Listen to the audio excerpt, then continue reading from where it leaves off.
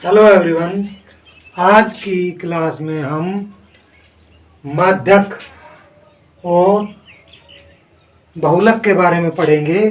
ये भी आंकड़ों के प्रबंधन में महत्वपूर्ण भाग हैं। इन तीनों को माध्य, माध्यक और बहुलक, इनको हम केंद्रीय प्रवृत्ति के माप भी कहते हैं। तो सबसे पहले हमारा है बहुलक। बहुलक सबसे अधिक बार आने वाले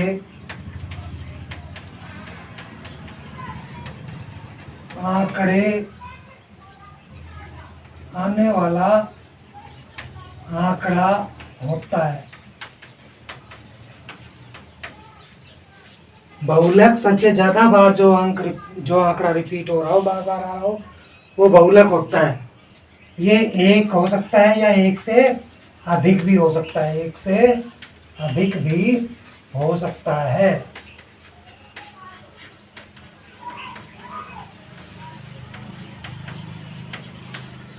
बहुलक जो है वो हमेशा आंकड़ों में से ही एक संख्या होगा। उसके बाद है माध्यक या माध्यिका। माध्यक या माध्यिका एक ही बात है। माध्यक जब हम आंकड़ों या प्रेक्षणों को आरोही या अवरोही क्रम में लिख लेते हैं, तो जो मध्य का आंकड़ा होता है या मध्य का बिल्कुल बीच में जो आंकड़ा होता है, यानी अगर 7 आंकड़े हैं तो 3 इधर छोड़ दें, 3 इधर छोड़ दें, तो जो बीच का चौथा आंकड़ा है या प्रेक्षण है उसको हम माध्यक कहेंगे। लेकिन इसके लिए हमें आरोही या अवरोही क्रम में उन आंकड़ों को लिखना होता है। उनको आरोही या अवरोही क्रम में हम लिखेंगे, तब जाके उनको हम बताएंगे कि माध्यक क्या है उसका। तो जैसे हमारा पहला ही सवाल है कि गणित की एक परीक्षा में 15 विद्यार्थियों द्वारा प्राप्त अंक ये हैं। अब ये इसमें बहुलक ज्ञात करना है हमें। तो सबसे पहले हम इन आंकड़ों को आरोही क्रम में लिख लेते हैं। आरोही क्रम में लिख लेते हैं। अब आरोही क्रम में जब हम देखते हैं तो इसमें सबसे पहले 5, फिर हमारे पास 9,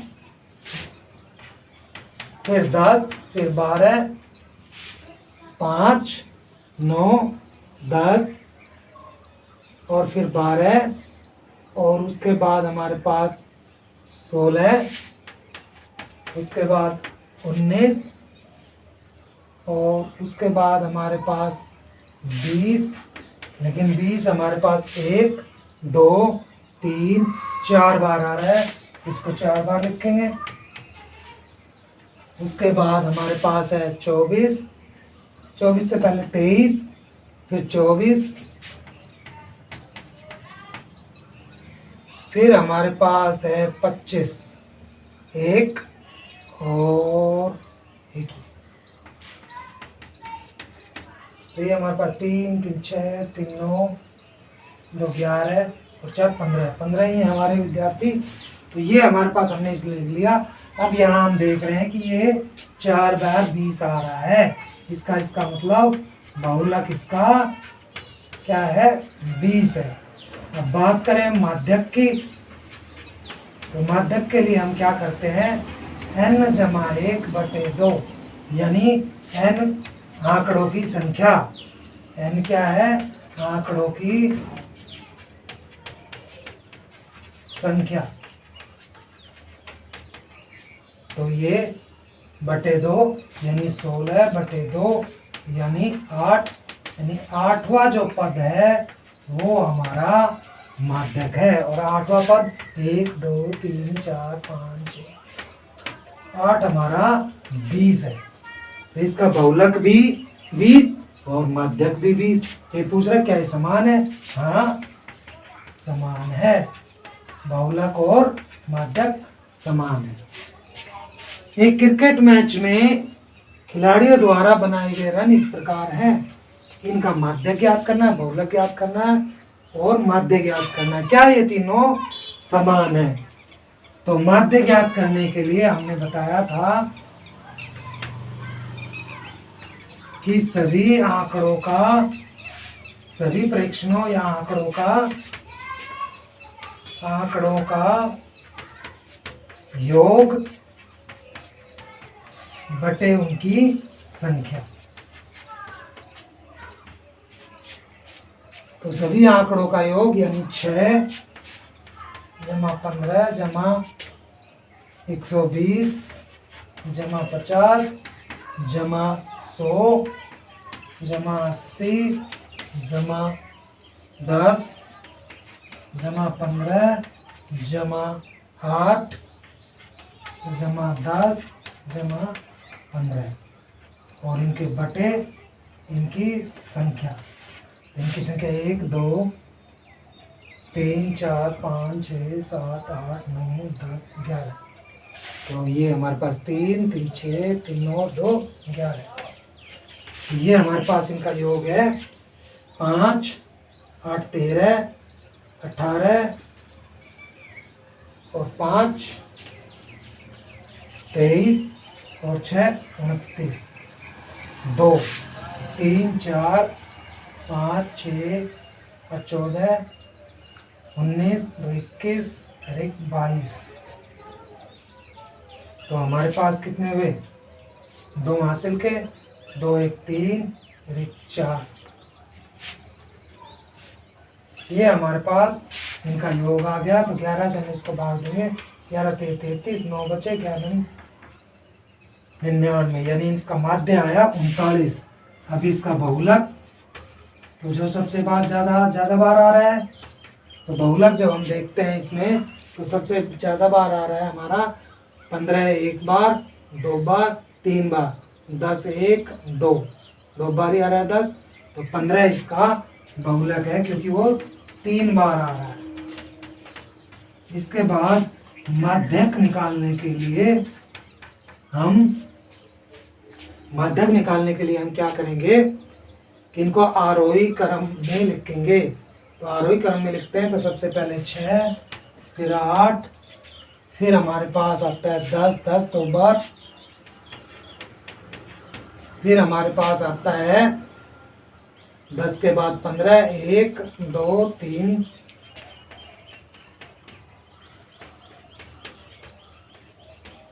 उसके बाद हमारे पास 15 के बाद आता है हमारा, इसमें आता है हमारा 50, फिर 80, फिर आता है हमारे पास 100, फिर 120। तो हमारे पास 3 3 6 3 और 2 11। तो इसका माध्यक निकालने के लिए हम क्या करेंगे? n जमा 1 बटे 2 यानी 11 जमा 1 बटे 2 यानी 12 बटे 2, 2 1 2 2 6 12 यानी छठा जो पद है वो इसका माध्यक है। तो छठा पद हमारा जो है 1 2 3 4 5 6 15। तो ये पूछ रहा है क्या ये तीनों समान है? तो बहुलक और माध्यक समान है। बहुलक और माध्यक समान है लेकिन माध्य अलग है। तो अब हमारा इसके बाद तीसरा सवाल है कि एक कक्षा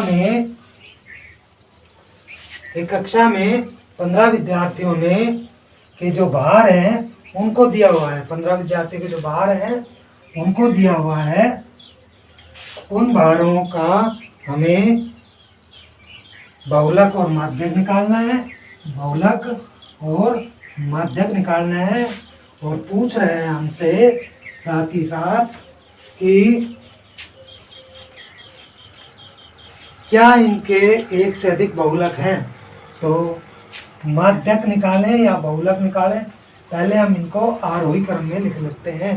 तो आरोही क्रम में लिखने पर सबसे पहले इसमें हमारे पास आता है 32। आरोही क्रम में लिखने पर 32, फिर हमारे पास आता है 35, फिर 36, फिर 37 और फिर हमारे पास आता है 38 तीन बार,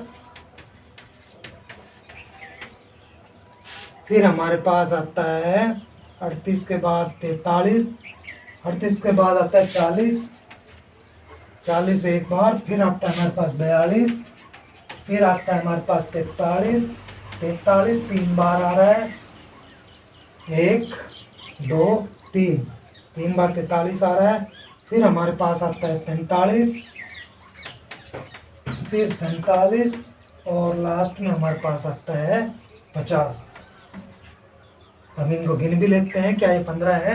1 2 3 4 5 6 9 10 11 12 13 14 15।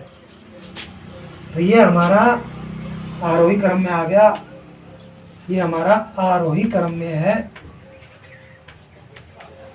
उसके बाद इसका बहुलक, तो बहुलक जब हम देखते हैं तो इसमें हमारे पास 38 तीन बार आ रहा है और 43 भी तीन बार आ रहा है। तो इसका मतलब इसके दो बहुलक हैं, 38 और 43। तो इसका मतलब एक से अधिक, इसका जो दूसरा प्रश्न है, क्या इसके एक से अधिक बहुलक हैं? तो इसके दो बहुलक हैं। अब माध्यक ज्ञात करते हैं, तो माध्यक के लिए हम 15 जमा 1/2 यानी 16/2 यानी 8वां जो पद है वो इसका माध्यक है। तो 1 2 3 4 5 6 7 8 हमें इसका माध्यक है 40।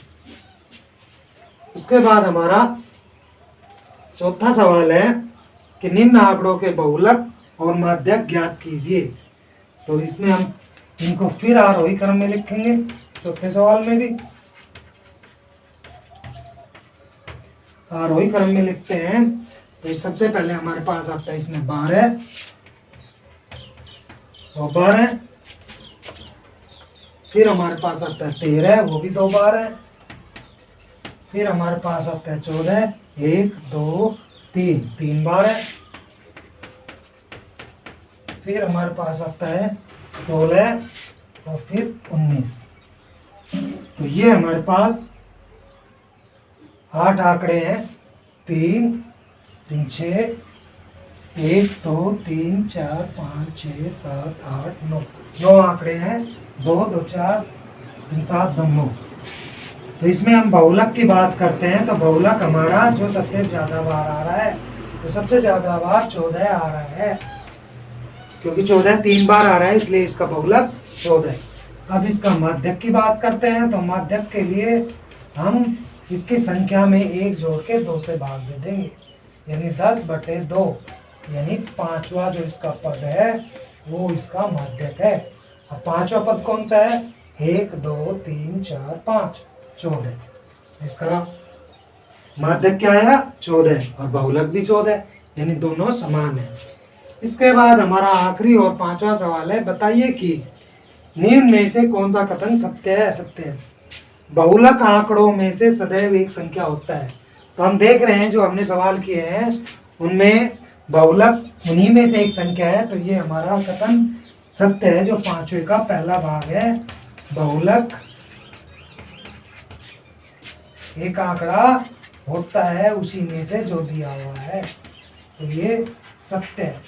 उसके बाद दूसरा जो भाग है वो कहता है कि माध्य दिए हुए आंकड़ों में से एक आंकड़ा होता है। तो माध्य जरूरी नहीं है कि दिए हुए आंकड़ों में से एक आंकड़ा हो, क्योंकि वो पॉइंट में भी आ सकता है, तो इसलिए ये असत्य है। तीसरा है कि जो बहुलक है, तीसरा है माध्यक आंकड़ों में से सदैव एक संख्या। तो माध्यक तो होता ही आंकड़ों में से है, क्योंकि बीच की संख्या निकालनी होती है, तो ये भी सत्य है। उसके बाद हमारा चौथा जो सवाल है वो कह रहा है कि इन आंकड़ों का माध्य 9 है। तो इसका माध्य हम निकाल के देख लेते हैं।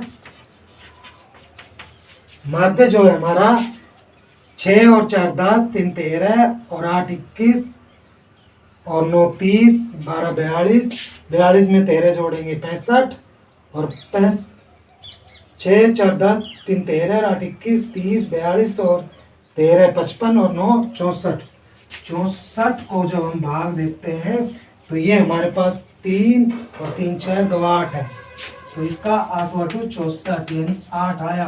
और ये कह रहा है कि 9 है, तो इसका मतलब ये कथन असत्य है, ये कथन असत्य है, इसका माध्य 9 नहीं है जबकि 8 है। तो आज की कक्षा में हमने पढ़ा, आज की जो क्लास है उसमें हमने पढ़ा बहुलक और माध्य माध्यक। आशा है कि सवाल समझ में आ गए होंगे। कोई सवाल नहीं समझ में आया हो तो कमेंट बॉक्स में लिखकर अपनी प्रॉब्लम सोल्व करा सकते हैं।